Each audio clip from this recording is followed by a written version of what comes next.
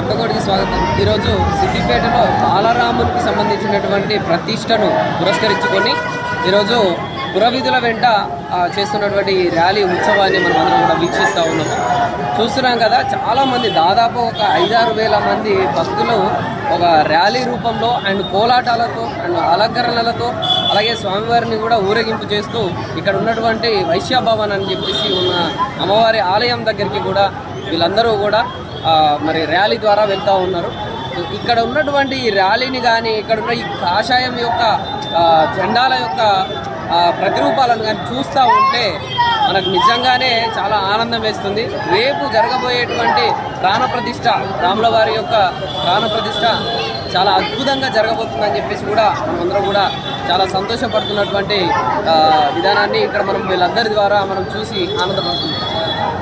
Jai Sriram. Jai Sriram.